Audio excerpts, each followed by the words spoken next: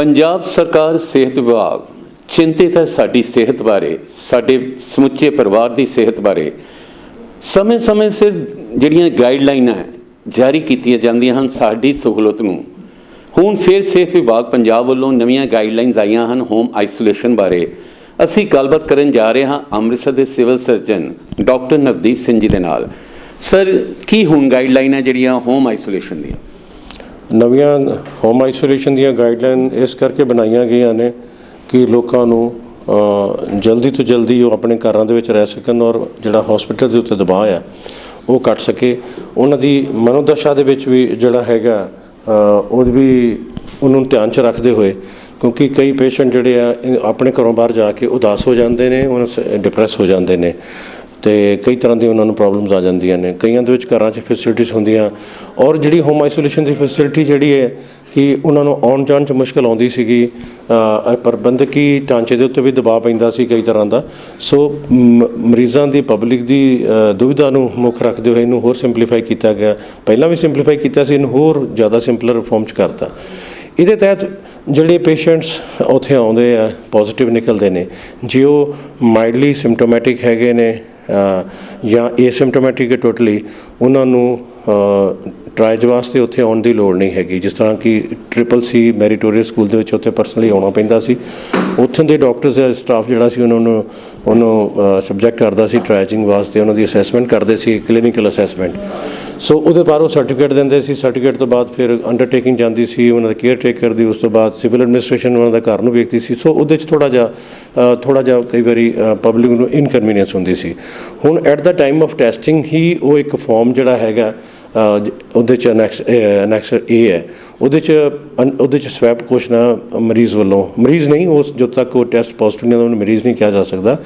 ਜਿਹੜਾ ਪਰਸਨ ਜਿਹਦਾ ਟੈਸਟ ਹੋਣਾ ਹੈਗਾ, ਜਿਹੜਾ ਟੈਸਟ ਕਰਾਉਣ ਆਇਆ ਹੈਗਾ, ਉਹ ਅੰਡਰਟੇਕਿੰਗ ਐਡਵਾਂਸ ਦੇ ਦੇਗਾ ਤਾਂ ਕਿ ਇਨ ਕੇਸ ਉਹ ਪੋਜ਼ੀਟਿਵ ਨਿਕਲਦਾ ਹੈਗਾ ਅਤੇ ਉਹ ਜਿਹੜੀ ਅੰਡਰਟੇਕਿੰਗ ਹੈ ਉਹਦੇ ਫਾਇਦੇ 'ਚ ਰਹੇਗੀ ਕਿ ਉਹ ਪੋਜ਼ੀਟਿਵ ਹੋਣ ਦੇ ਬਾਵਜੂਦ ਵੀ ਉਹ ਘਰਾਂ 'ਚ ਰਹਿ ਸਕੇ। ਜਿਹਦੇ 'ਚ ਉਹ ਲਿਖਦਾ ਹੈਗਾ ਕਿ ਮੈਂ ਜੇ ਇਹ ਸਿੰਪਟੋਮੈਟਿਕ ਰਵਾਂਗਾ, ਮਾਈਲਡ ਸਿੰਪਟੋਮੈਟਿਕ ਰਵਾਂਗਾ, ਮੈਂ ਹੈਗਾ ਇਸ ਵੇਲੇ, ਅਤੇ ਜੇ ਇਹ ਮੇਰੀ ਸਟੇਟਸ ਠੀਕ ਰਹਿੰਦਾ ਹੈਗਾ ਅਤੇ ਮੈਂ ਆਪਣੇ ਆਪ ਮੈਂ ਘਰ ਮੈਨੂੰ ਰਹਿਣ ਵਾਸਤੇ ਇਜਾਜ਼ਤ ਦਿੱਤੀ ਜਾਵੇ। ਨੰਬਰ 2, ਉਹ ਇਹ ਵੀ ਲਿਖੇਗਾ ਕਿ ਮੈਂ ਕੋਆਪਰੇਟ ਕਰਾਂਗਾ ਡਿਊਰਿੰਗ ਸਟੇ ਐਟ ਹੋਮ। ਮੇਰੇ ਘਰ ਦੇ ਵਿੱਚ ਉਹ ਫੈਸਿਲਿਟੀਜ਼ ਹੈਗੀਆਂ ਨੇ ਜਿਹੜੀਆਂ ਕਿ ਸਰਕਾਰ ਵੱਲੋਂ ਕੰਡੀਸ਼ਨਸ ਲਾਈਆਂ ਗਈਆਂ ਕਿ ਹਰ ਘਰ ਦੇ ਵਿੱਚ ਜਿਹੜਾ ਰਹਿਣ ਦਾ ਤਰੀਕਾ ਹੈਗਾ ਬਿਲਕੁਲ ਸਰਕਾਰ ਦੀਆਂ ਕੋਵਿਡ ਪੋਜ਼ੀਟਿਵ ਪੇਸ਼ੈਂਟ ਦੇ ਵਾਸਤੇ ਆਈਸੋਲੇਟਿਡ ਏਰੀਆ ਪਰਿਵਾਰ 'ਚ ਹੈਗਾ ਤਾਂ ਕਿ ਪਰਿਵਾਰ ਦਾ ਹੋਰ ਮੈਂਬਰ ਜਿਹੜਾ ਉਹਦੀ ਜਦ ਵਿੱਚ ਨਾ ਆ ਸਕੇ। ਸੋ ਜੋ ਅਸੀਂ ਪਹਿਲਾਂ ਕਰਦੇ ਸੀ ਉਹਦੀ ਅੰਡਰਟੇਕਿੰਗ ਤੇ ਇੱਕ ਤੇ ਵੈਰੀਫਾਈ ਕਰਦੇ ਸੀ ਪਹਿਲਾਂ, ਹੁਣ ਅੰਡਰਟੇਕਿੰਗ 'ਤੇ ਇਤਬਾਰ ਕਰਕੇ ਹੀ ਇਹਨੂੰ ਸੁਖਾਲਾ ਕਰ ਦਿੱਤਾ ਗਿਆ ਹੈਗਾ। ਸੋ ਇੱਕ ਤਾਂ ਇਹ ਹੈ। ਦੂਸਰੀ ਵਾਰੀ ਗੱਲ ਹੈ ਕਿ ਜਿਹੜੇ ਇਹਦੇ ਤੋਂ ਅਬਵ 60 ਈਅਰਸ ਵਾਸਤੇ ਵੀ ਜਿਹੜੀ ਹੈ ਪ੍ਰੋਵੀਜ਼ਨ ਵਧਾ ਦਿੱਤੀ ਗਈ ਹੈ। ਪਹਿਲਾਂ ਕਿ ਨਹੀਂ ਸੀ, ਉਹਨਾਂ ਨੂੰ ਕੰਪੈਰੀਜ਼ਨਲੀ ਜਿਹੜੇ ਸਾਡੇ ਹਸਪੀਟਲਸ ਆ ਉਹਦੇ 'ਚ ਆਉਣਾ ਪੈਂਦਾ ਸੀ, ਅੰਡਰ ਮੈਡੀਕਲ ਕੇਅਰ ਸੁਪਰਵਿਜ਼ਨ ਰੱਖਣਾ ਪੈਂਦਾ ਸੀਗਾ। ਸੋ ਉਹ ਵੀ ਜੇ ਉਹਨਾਂ ਦਾ ਪਰਸਨਲ ਫਿਜ਼ੀਸ਼ੀਅਨ ਜਿਹੜਾ ਅਟੈਂਡਿੰਗ ਮੈਡੀਕਲ ਆਫਿਸਰ ਜਾਂ ਫਿਜ਼ੀਸ਼ੀਅਨ ਡਾਕਟਰ ਜੇ ਇਹ ਸਰਟੀਫਾਈ ਕਰੇਗਾ ਕਿ ਇਹ ਪੇਸ਼ੈਂਟ ਚਾਹੇ ਅਬਵ 60 ਹੈ, ਇਹ ਫਿਜ਼ੀਕਲੀ ਫਿੱਟ ਹੈਗਾ, ਇਹਨੂੰ ਕੋਈ ਇਹੋ ਜਿਹੀ ਕੋਈ ਕੋਮੋਰਬਿਡਿਟੀ ਨਹੀਂ ਹੈਗੀ, ਕੋਈ ਹੋਰ ਪ੍ਰੋਬਲਮ ਨਹੀਂ ਹੈਗੀ, ਤਾਂ ਉਹ ਇਹ ਮੈਡੀਕਲੀ ਫਿੱਟ ਹੈਗਾ ਜਾਂ ਕੋਈ ਜੇ ਹੈ ਤਾਂ ਉਹ ਅੰਡਰ ਟਰੀਟਮੈਂਟ ਹੈ, ਕੋਈ ਪ੍ਰੋਬਲਮ ਅੰਡਰ ਟਰੀਟਮੈਂਟ ਹੈਗਾ, ਮੇਰੀ ਸੁਪਰਵਿਜ਼ਨ 'ਚ ਹੈ ਵੀ ਉਹ ਮੈਂ ਘਰ ਦੇ ਹੋਮ ਆਈਸੋਲੇਸ਼ਨ ਦੇ ਦੌਰਾਨ ਉਹਦੀ ਮੋਨੀਟਰਿੰਗ ਉਹਦੇ ਅੰਡਰ ਰਹੇਗੀ ਔਰ ਉਹ in case of any problem ਹੀ ਔਰ she will be shifted directly to the institution, ਮਤਲਬ ਨਿਗਰਾਨੀ 'ਚ ਰਹੇਗਾ। ਉਹ ਤਾਂ ਉਹ ਵੀ ਕੀਤਾ। ਪ੍ਰੈਗਨੈਂਟ ਲੇਡੀਜ਼ ਜਿਹੜੀਆਂ ਨੇ ਲੈਸ ਦੈਨ ਜਿਹੜੀਆਂ ਡਿਲੀਵਰੀ ਦਾ ਟਾਈਮ ਹਜੇ 3 ਵੀਕ ਤੋਂ ਪਿੱਛੇ ਹੈਗਾ ਕਿ ਮਤਲਬ ਜੇ 37 ਵੀਕਸ ਪਲੱਸ ਹੋਏਗੀ ਤਾਂ ਫਿਰ ਹੀ ਅਸੀਂ ਹਸਪੀਟਲ ਦੇ ਇੰਸਟੀਟਿਊਸ਼ਨਲ ਹਸਪੀਟਲਾਈਜੇਸ਼ਨ ਦੀ ਅਸੀਂ ਉਹਨੂੰ ਤਾਕੀਦ ਕਰਾਂਗੇ। ਲੇਕਿਨ ਜੇ ਲੈਸ ਦੈਨ, ਕਿਉਂਕਿ ਉਹਦੇ 'ਚ ਇਮੀਨੈਂਟ ਡਿਲੀਵਰੀ ਕਿਸੇ ਵੀ ਲਈ ਹੋ ਸਕਦੀ ਹੈ, patient can go into labour or can any sort of problem can develop, but ਜੇ ਇਸ ਤੋਂ ਘੱਟ ਆ ਤਾਂ ਉਹ ਵੀ ਹੋਮ ਆਈਸੋਲੇਸ਼ਨ ਵਾਸਤੇ ਰੱਖੇ ਜਾ ਸਕਦੇ, ਪ੍ਰੋਵਾਈਡਡ ਕਿ ਇਹਦੇ ਵਾਸਤੇ ਅੰਡਰਟੇਕਿੰਗ ਇਹੋ ਹੀ on the part of the person patient ਹੀ ਹੈ ਕਿ ਜਿਹੜਾ ਇਹ ਕਹੇ ਕਿ ਮੇਰੇ ਘਰ 'ਚ ਸੁਵਿਧਾ ਉਹ ਹੈਗੀਆਂ ਨੇ। ਮੈਂ 104 ਮੈਂ ਸਾਰੀਆਂ ਹਦਾਇਤਾਂ ਨੂੰ ਪੜ੍ਹ ਲਿਆ, ਮੈਨੂੰ ਦੱਸ ਦਿੱਤਾ ਗਿਆ ਪੰਜਾਬੀ 'ਚ ਜਿਹੜੀ ਵੀ ਉਹਦੀ ਮਾਂ ਬੋਲੀ ਹੈਗੀ ਉਹਦੇ 'ਚ ਉਹਨੂੰ ਦੱਸ ਦਿੱਤਾ ਗਿਆ, ਅਤੇ ਉਹ in case of any problem ਉਹ 104 'ਤੇ ਕੰਟੈਕਟ ਕਰੂਗੀ ਜਾਂ ਜਿਹੜੀਆਂ ਇਲਾਕੇ ਦੀਆਂ ਜਿਹੜੀਆਂ RRTs ਹੈ ਉਹਨੂੰ ਕੰਟੈਕਟ ਕਰੇਗੀ, ਸਿਵਲ ਐਡਮਿਨਿਸਟ੍ਰੇਸ਼ਨ ਹੈਲਪਲਾਈਨ ਨੂੰ ਕੰਟੈਕਟ ਕਰੇਗੀ। ਜੇ ਉਹਨੂੰ ਇੰਨੀਆਂ ਗੱਲਾਂ ਪਤਾ ਹੈਗੀਆਂ ਨੇ ਤਾਂ ਫਿਰ ਕੋਈ ਇਸ਼ੂ ਨਹੀਂ ਹੈਗਾ। ਸਰ ਜਿਵੇਂ ਤੁਸੀਂ ਦੱਸਿਆ ਵੀ ਐਨੈਕਸਟਰ ਏ ਜਿਹੜਾ ਬੰਦਾ ਆਉਂਦਾ ਹੈ ਪੋਜ਼ਿਟਿਵ ਟੈਸਟ ਕਰਾਉਣ, ਉਹਨੇ ਆਪਣੀ ਡਿਟੇਲਸ ਦੇਣੀ ਹੈ, ਉਹਦਾ ਕਿੰਨੀ ਕੁ ਜ਼ਿੰਮੇਵਾਰੀ ਬਣਦੀ ਹੈ ਵੀ ਹਰ ਡਿਟੇਲ ਸੱਚਾਈ ਦੇ ਨਾਲ ਉਸ ਫਾਰਮ ਨੂੰ ਭਰਿਆ ਜਾਏ? ਦੇਖੋ, ਜੇ ਇੱਕ ਇਨਸਾਨ ਕੋਈ ਉਹਦੇ 'ਚ ਅੰਡਰਟੇਕਿੰਗ 'ਚ ਗੜਬੜ ਕਰਦਾ ਹੈਗਾ ਤੇ ਉਹ ਕਿਸੇ ਨਾਲ ਦੁਸ਼ਮਣੀ ਨਹੀਂ ਕਰ ਰਿਹਾ, ਉਹ ਪਹਿਲਾਂ ਤਾਂ ਆਪਣੇ ਨਾਲ ਕਰਦਾ ਹੈ ਜਿਹੜਾ ਰੋਂਗ ਇਨਫੋਰਮੇਸ਼ਨ ਦਿੰਦਾ, ਕਿਉਂਕਿ ਇਹ ਮਸਲਾ ਉਹਦਾ ਜਾਤੀ ਸਿਹਤ ਨਾਲ ਸੰਬੰਧਿਤ ਹੈ, ਉਹਦੀ ਜਾਤੀ ਜ਼ਿੰਦਗੀ ਦੇ ਨਾਲ ਹੈ। ਜੇ ਉਹ ਸਿੰਪਟੋਮੈਟਿਕ ਹੈ ਤਾਂ ਕਹਿੰਦਾ ਮੈਂ ਨਹੀਂ ਹੈਗਾ, ਜੇ ਉਹ ਕਹਿੰਦਾ ਮੈਂ ਕੋਈ ਸੀਰੀਅਸ ਹੈਗਾ ਤਾਂ ਵੀ ਛੁਪਾਉਂਦਾ ਹੈਗਾ, ਤੇ ਉਹ ਮੈਡੀਕਲ ਟ੍ਰੀਟਮੈਂਟ ਦੀ ਜਿਹੜੀ ਸੁਪਰਵਿਜ਼ਨ ਹੈ ਉਹਦੇ ਤੋਂ ਆਪਣੇ ਆਪ ਨੂੰ ਵਾਂਝਾ ਕਰ ਰਿਹਾ, ਖੁਦ ਕਰ ਰਿਹਾ ਹੈਗਾ। ਜਦ ਕਿ ਆਮ ਪਬਲਿਕ ਰੂਟੀਨ ਦੇ ਵਿੱਚ ਰੌਲਾ ਪਾਉਂਦੀ ਹੈ ਕਿ ਸਾਨੂੰ ਕੋਈ ਮੈਡੀਕਲ ਅਟੈਂਸ਼ਨ ਨਹੀਂ ਮਿਲ ਰਹੀ, ਤੇ ਮੇਰੇ ਖਿਆਲ ਇਹ ਉਹਨਾਂ ਵਾਸਤੇ ਮੰਦਭਾਗਾ ਹੋਏਗਾ ਜਿਹੜੀ ਇਹੋ ਜਿਹੀ ਗਲਤੀਆਂ ਕਰਨਗੇ। ਸੁਸਾਈਡਲ ਸਮਾਜ ਵਾਸਤੇ ਤਾਂ ਨੁਕਸਾਨਦੇਹ ਹੈਗਾ, ਕਿਉਂਕਿ ਜੇ ਉਹ ਇਹੋ ਜਿਹੀਆਂ ਗਲਤੀਆਂ ਕਰਨਗੇ, ਘਰ 'ਚ ਰਹਿਣਗੇ, ਇੱਧਰ ਉੱਧਰ ਦੂਜੀਆਂ ਗਲਤੀਆਂ ਵੀ ਕਰ ਸਕਦੇ ਆ।